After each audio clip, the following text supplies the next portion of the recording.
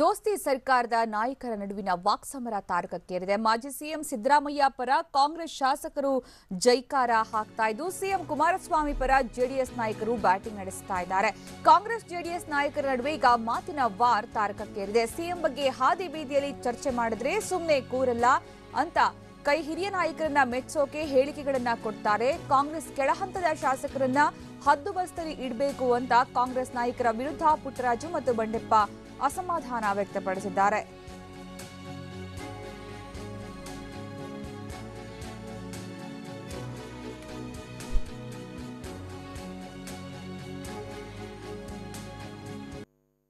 ಇನ್ನು ಕಾಂಗ್ರೆಸ್ ನಾಯಕರ ವಿರುದ್ಧ ಪುಟ್ಟರಾಜು ಮತ್ತು ಬಂಡೆಪ್ಪ ಏನ್ ಹೇಳಿದ್ರು ನೋಡೋಣ ಬನ್ನಿ. ಈಗ ಬಸವರಾಜ ರಾಯರೆಡ್ಡಿ ಅವರ ಮೂಲ ಅವ್ರ ಮೊದಲು ಪತ್ತೆ ಮಾಡ್ಕೋಬೇಕು. ಮೆಚುರಿಟಿ ಎಲ್ಲಿ ಬೆಳೆಸ್ಕೊಂಡ್ರು ಅನ್ನೋ ಜಾಗದಲ್ಲೇ ನಮ್ಮ ಮುಖ್ಯಮಂತ್ರಿಗಳು ಜವಾಬ್ದಾರಿ ನಿರ್ವಹಿಸ್ತಾ ಇರ್ತಕ್ಕಂಥದ್ದು. ಸಮ್ಮಿಶ್ರ ಸರ್ಕಾರಗಳನ್ನು ನಡೆಸುವಂಥ ಜವಾಬ್ದಾರಿ ಹೊತ್ತಿರ್ತಕ್ಕಂಥ ಮುಖ್ಯಮಂತ್ರಿಗಳು ಈ ವಿಚಾರದಲ್ಲಿ PhD ಮಾಡಿದಷ್ಟು ಅನುಭವ ಪಡೆದಿದ್ದಾರೆ. ಅದಕ್ಕೆ ಉದಾಹರಣೆ 20 ತಿಂಗಳು JDS BJP ಸರ್ಕಾರ ಏನು ನಡೆಸಿದ್ರು ಆ ಸಂದರ್ಭದಲ್ಲಿ ಎಷ್ಟು ಮಟ್ಟಿಗೆ ಈ ರಾಜ್ಯದಲ್ಲಿ ಅಭಿವೃದ್ಧಿ ಪಥದಲ್ಲಿ ರಾಜ್ಯವನ್ನು ತೆಗೆದುಕೊಂಡು ಹೋದ್ರು.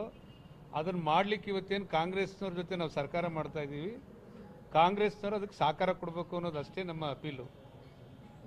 ಇದೇ ಥರ ಇವರು ಆದಿ ಬೀದಿಯಲ್ಲಿ ಮಾತಾಡುವಂಥ ಪ್ರಕ್ರಿಯೆ ಪ್ರಾರಂಭ ಮಾಡಿದ್ರೆ ನಾವು ಸುಮ್ಮನೆ ಕೂತ್ಕೊಳ್ಳೋಕ್ಕಾಗತ್ತೆ ಅಂತಕ್ಕಂಥದ್ದೇ ನಮ್ಮ ಪ್ರಶ್ನೆ. ಅದನ್ನು ನಮ್ಮ ರಾಷ್ಟ್ರೀಯ ಅಧ್ಯಕ್ಷರು, ರಾಜ್ಯಾಧ್ಯಕ್ಷರು, ನಮ್ಮ ಪಕ್ಷದ ಶಾಸಕಾಂಗ ಪಕ್ಷದ ನಾಯಕರು, ರಾಜ್ಯದ ಮುಖ್ಯಮಂತ್ರಿಗಳು ಇದ್ರ ಬಗ್ಗೆ ತೀರ್ಮಾನ ತಗೋತಾರೆ. ಇದರಲ್ಲಿ ಯಾವುದೇ ಗೊಡ್ಡ ಬೆದರಿಕೆಗೂ ಎದುರ್ತಕ್ಕಂಥ ನಮ್ಮ ಮುಂದೆ ಯಾವುದೇ ಪ್ರಶ್ನೆ ಇಲ್ಲ ಅಂತಕ್ಕಂಥ ಮಾತನ್ನು ಹೇಳಲಿಕ್ಕೆ ಬಯಸ್ತೀವಿ. ಪ್ರೀತಿ ವಿಶ್ವಾಸದಿಂದ ಎಲ್ಲ ನಡ್ಕೊಂಡ್ರೆ ಎಲ್ಲ ಚೆನ್ನಾಗಿರುತ್ತೆ. ಸಮನ್ವಯ ಸಮಿತಿ ಅಧ್ಯಕ್ಷರನ್ನ ಕೂರಿಸ್ಕೊಂಡು ಕಾಂಗ್ರೆಸ್ ಪಕ್ಷದ ಶಾಸಕರುಗಳು ಬಾಯಿಗೆ ಬಂದ ರೀತಿಯಲ್ಲಿ ಅವರ ಮಾತುಗಳನ್ನು ಮಾತಾಡಿದ್ರೆ ಯಾರಿಗೆ ತಾನೇ ಹೋಗಿ ಆ ಸಭೆಗಳಲ್ಲಿ ನನಗೆ ಭಾಳ ಆತ್ಮೀಯರು ಧರ್ಮಸಿಂಗ್ ಅವರ ಸುಪುತ್ರ ಅಜಯ್ ಸಿಂಗ್ ಅವ್ರು ನನ್ನನ್ನು ಕರೆದಿದ್ರು. ಇಂಥ ನಡವಳಿಕೆಗಳು ನಡೆಸಿದಾಗ ಯಾರಿಗೆ ತಾನೇ ಹೋಗಿ ಅವ್ರ ಜೊತೆಲಿ ಕೂತ್ಕೊಳ್ಳಿಕ್ಕಾಗಲಿ ಅಂತ ಕಾರ್ಯಕ್ರಮದಲ್ಲಿ ಭಾಗವಹಿಸೋದಕ್ಕೆ ಮನಸ್ಸು ಬರುತ್ತೆ ಅಂತಕ್ಕಂಥದ್ದನ್ನು ನೀವೇ ಹೇಳಬೇಕು. ನಾವು ಕೆಳಗಿನ ಲೀಡರ್ಗಳೆಲ್ಲ ಸ್ವಲ್ಪ ಹದ್ಬಸ್ತಲ್ಲಿ ಇಟ್ಕೊಂಡು ನಾವು ಮಾತಾಡಬೇಕು. ಈ ಸಮ್ಮಿಶ್ರ ಸರ್ಕಾರನಲ್ಲಿ ಮೇಲೆ ಮಾನ್ಯ ಮುಖ್ಯಮಂತ್ರಿಗಳು, ಆಮೇಲೆ ಸನ್ಮಾನ್ಯ ದೇವೇಗೌಡರು, ರಾಹುಲ್ ಗಾಂಧಿಯವರು ಮತ್ತು ಅವ್ರ ಲೀಡರ್ಸು, ಸಮನ್ವಯ ಸಮಿತಿ ಅಧ್ಯಕ್ಷರಿದ್ದಾರೆ, ಅವರೆಲ್ಲ ಕೂತ್ಕೊಂಡು ಅದು ಮಾತಾಡ್ತಾರೆ. ಮಾನ್ಯ ಮುಖ್ಯಮಂತ್ರಿಗಳು ಇವ್ರದ್ದೆಲ್ಲ ಗೈಡೆನ್ಸ್ ತೊಗೊಂಡು ಮಾಡಬೇಕಾ? ಹಾಗಲ್ಲ. ಇವತ್ತು ಈ ಸಮ್ಮಿಶ್ರ ಸರ್ಕಾರ ಒಳ್ಳೆ ರೀತಿಯಿಂದ ಹೋಗಬೇಕಾಯಿತು ಅಂತಂದರೆ ಇವತ್ತು ಎಲ್ಲರೂ ಸೇರಿ ಇನ್ನೂ ಹೆಚ್ಚಿನ ಜನರ ಪರವಾಗಿ, ರೈತರ ಪರವಾಗಿ ಕೆಲಸ ಮಾಡೋಂಥ ಪ್ರವೃತ್ತಿ ನಾವು ಬೆಳೆಸ್ತೀವಿ. ನಾವು ಯಾವುದು ಕಂಟ್ರೋಲ್ ಇಡ್ತಾ ಇಲ್ಲ, ಗೊತ್ತಾಯ್ತಾ? ನಮ್ಮ ಮಾನ್ಯ ಮುಖ್ಯಮಂತ್ರಿಗಳು ಅವ್ರ ಪಡಿಗೆ ಅವ್ರು ಮಾಡ್ಕೊಂಡು ಹೋಗ್ತಾವ್ರೆ. ಇಡೀ ರಾಜ್ಯಕ್ಕೆ ಗೊತ್ತಿದೆ ಮುಖ್ಯಮಂತ್ರಿಗಳು ಎಷ್ಟು ಸಹನೆಯಿಂದ ಎಲ್ಲರಿಗೂ ಏನದಲ್ಲ ಸ್ಪಂದಿಸಂತ ಅವ್ರು ಹೇಳಿದ್ರು. 20 ತಿಂಗಳು ಅವೆಲ್ಲ ಇಡೀ ದೇಶದಲ್ಲೇ ಇಂಥ ಮುಖ್ಯಮಂತ್ರಿ ಸಿಗೋದಿಲ್ಲ, ಇಡೀ ದೇಶದಲ್ಲೇ, ಗೊತ್ತಾಯ್ತಾ? ಹಾಗಾಗಿ ಈ ಮುಖ್ಯಮಂತ್ರಿಗಳಿಗೆ ಯಾರ್ದು ಉಪದೇಶ ಬೇಕಾಗಿಲ್ಲ. ಅವ್ರ ಬಲ್ಲ ಅಷ್ಟು ಕೆಪಾಸಿಟಿ ಇದೆ, ಅವ್ರು ಮಾಡಿ ತೋರಿಸ್ತಾರೆ. ಈಗ ಅವ್ರವ್ರ ಲೀಡರ್ಗಳಿಗೆ ಖುಷಿ ಮಾಡ್ಕೊಳಕ್ಕೆ ಅವ್ರು ಮಾತಾಡ್ತಾವ್ರೆ. ಈಗ ಸೋಮಶೇಖರ್ ಅವ್ರು ಹೇಳಿದ್ರು ಬೆಂಗಳೂರು ಡೆವಲಪ್ ಆಗಿಲ್ಲ ಅಂತೇಳಿ. ಇವತ್ತು ಮೆಟ್ರೋ ಸೆಕೆಂಡ್ ಸ್ಟೇಜು ಅಪ್ರೂವಲ್ ಯಾರೋ ಕೊಟ್ಟರು, ಎಲಿವೇಟೆಡ್ ಕಾರಿಡಾರು ಇವೆಲ್ಲ ಸೇರಿದರೆ ಎಷ್ಟು ಕೋಟಿ? ಇಡೀ ಇತಿಹಾಸದಲ್ಲಿ ಇಷ್ಟೊಂದು ದೊಡ್ಡ ಮಟ್ಟದಲ್ಲಿ ಬೆಂಗಳೂರಿಗೆ ಡೆವಲಪ್ ಮಾಡ್ಲಿಕ್ಕೆ ಯಾರು ತೊಗೊಂಡಿದ್ದಿಲ್ಲ. ಈ ಸಮ್ಮಿಶ್ರ ಸರ್ಕಾರ ಈಗ ತೊಗೊಂಡಿದೆ. ಇರುತ್ತೆ ಮುಖ್ಯಮಂತ್ರಿಗೋದು, ಗೊತ್ತಾಯ್ತು? ಅದಕ್ಕೆ ಯಾಕೆ ಗೊತ್ತಾಯ್ತು ಅವ್ರವ್ರು ಖುಷಿ ಮಾಡ್ಕೊಲ್ಲ. ಹಂಗಾಗಿ ಇವ್ರು ಯಾರಿಗೆ ಖುಷಿ ಮಾಡೋದಿಲ್ಲ.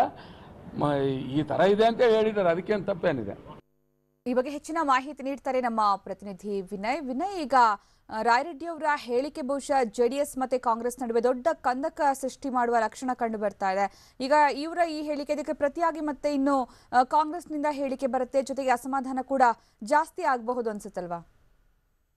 ಹೌದು ಸುಕನ್ಯಾ, JDS ಕಾಂಗ್ರೆಸ್ ಆದ್ರೆ ಈ ದೋಸ್ತಿ ಸರ್ಕಾರದಲ್ಲಿ ಇರ್ತಕ್ಕಂಥ ಶಾಸಕರು ಮತ್ತೆ ಸಚಿವರ ನಡುವೆ ಸಮನ್ವಯ ಇದೆಯಾ, ದೋಸ್ತಿ ಇದೆಯಾ ಅಂತ ನೋಡಕ್ ಹೋದ್ರೆ ಕಳೆದ 1.5 ತಿಂಗಳಿಂದ ಇದಕ್ಕೆ ಉತ್ತರ ಸಿಗುತ್ತೆ ಅಂತಾನೆ ಹೇಳ್ಬೇಕು. ಅಕ್ಷರಶಃ JDS ಮತ್ತೆ ಕಾಂಗ್ರೆಸ್ ಶಾಸಕರು ಮತ್ತೆ ಸಚಿವರು ಬೀದಿಯಲ್ಲಿ ನಿಂತ್ಕೊಂಡು ಬಹಿರಂಗವಾಗಿ ತಮ್ಮ ಅಸಮಾಧಾನವನ್ನ ವ್ಯಕ್ತಪಡಿಸ್ತಾ ಇದ್ದಾರೆ. ಯಾಕೆಂತ ಹೇಳಿದ್ರೆ ಮೊನ್ನೆ ಅಂದ್ರೆ ಕಳೆದ ಭಾನುವಾರ ಶಾಸಕರಾಗಿರ್ತಕ್ಕಂಥ ಕಾಂಗ್ರೆಸ್ ಶಾಸಕ ಸೋಮಶೇಖರ್ ಹೇಳಿದ್ರು, ಮುಖ್ಯಮಂತ್ರಿ ಕುಮಾರಸ್ವಾಮಿ ಆಗಿದ್ರು ಕೂಡ ನಮ್ಮ ನಾಯಕರು ಏನಿದ್ರು ಸಿದ್ದರಾಮಯ್ಯ ಅವರ, ಇವತ್ತಿಗೂ ಸಹ ಸಿದ್ದರಾಮಯ್ಯ ಅವರೇ ನಮಗೆ ಮುಖ್ಯಮಂತ್ರಿ ರೀತಿ ಅಂತೇಳಿ ಒಂದು ರೀತಿ ಪರೋಕ್ಷವಾಗಿ ಕುಮಾರಸ್ವಾಮಿ ಅವರನ್ನ ಕೆಣಕುವಂತ ಮಾತುಗಳನ್ನ ಆಡಿದ್ರು. ಅದಕ್ಕೆ ಕುಮಾರಸ್ವಾಮಿ ಅವರು ಸಹ ಸುಮ್ಮನಿರ್ಲಿಲ್ಲ. ಇದೇ ರೀತಿಯ ವರ್ತನೆ ಮುಂದುವರೆದ್ರೆ ನಿಮ್ಮ ಶಾಸಕರನ್ನ ನೀವು ಹದ್ದು ಬಸ್ತಲ್ಲಿ ಇಟ್ಕೊಳ್ಳದೆ ಹೋದ್ರೆ ನಾನು ಮುಖ್ಯಮಂತ್ರಿ ಹುದ್ದೆಯನ್ನ ತ್ಯಜಿಸಬೇಕಾಗತ್ತೆ ಅನ್ನೋ ಮಾತನ್ನ ಹೇಳಿದ್ರು. ತದನಂತರ ಸಾಕಷ್ಟು ಬೆಳವಣಿಗೆ ಆಯಿತು.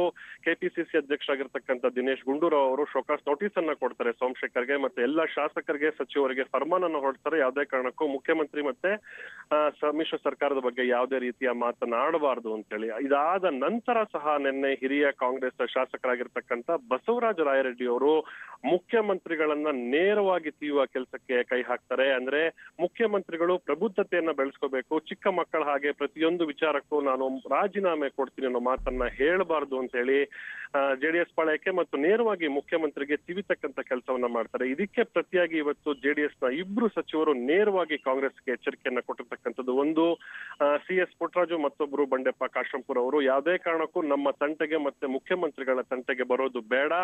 ಅಧಿಕಾರದಲ್ಲಿ ಅವರು PhD ಮಾಡಿದರೆ ಕುಮಾರಸ್ವಾಮಿ ಅವರನ್ನು ಮಾತನ್ನ CS ಪುಟ್ಟರಾಜು ಅವರು ಹೇಳಿದ್ರೆ, ಬಂಡೆಪ್ಪ ಕಾಶಂಪುರ್ ಅವರು ಹೇಳ್ತಾರೆ ಸಿದ್ದರಾಮಯ್ಯ ಅವರನ್ನ ಓಲೈಸುವ ಒಂದೇ ಕಾರಣಕ್ಕೋಸ್ಕರ ನಮ್ಮ ಮುಖ್ಯಮಂತ್ರಿಗಳನ್ನ ನೀವು ತೇಜೋವಧೆ ಮಾಡೋದು ಬೇಡ ಅಂತ ಹೇಳಿ ಅಂತಿಮವಾಗಿ ಹೇಳ್ತಾರೆ. ನೀವು ಹಾದಿ ಬೀದಿಯಲ್ಲಿ ಈ ಬಗ್ಗೆ ಮಾತಾಡಕ್ಕೆ ಶುರು ಮಾಡಿದ್ರೆ ನಮಗೂ ಸಹ ಅಸ್ತ್ರಗಳಿದೆ ಅನ್ನೋ ಒಂದು ಎಚ್ಚರಿಕೆ ಮತ್ತೆ ಸವಾಲನ್ನು ಸಹ JDS ಸಚಿವರು ಹಾಕ್ತಾರೆ. ಒಟ್ಟಾರೆಯಾಗಿ ಸುಕನ್ಯಾ, JDS ಮತ್ತೆ ಕಾಂಗ್ರೆಸ್ ಏನು ಮೈತ್ರಿ ಸರ್ಕಾರದಲ್ಲಿದ್ದಾರೆ, ಆದ್ರೆ ಇತ್ತೀಚಿನ ಇವರ ವರ್ತನೆ ಮತ್ತು ಮಾತುಗಳನ್ನ ನೋಡ್ತಾ ಇದ್ರೆ ಹಾವು ಮುಂಗುಸಿಗಳ ತರ ಹಾದಿ ಬೀದಿಯಲ್ಲಿ ಕಚ್ಚಾಡ್ತಾ ಇರೋದು ಸ್ಪಷ್ಟ ಆಗ್ತಾ ಇದೆ ಸುಕನ್ಯಾ. ಓಕೆ, ಧನ್ಯವಾದ ವಿನಯ್.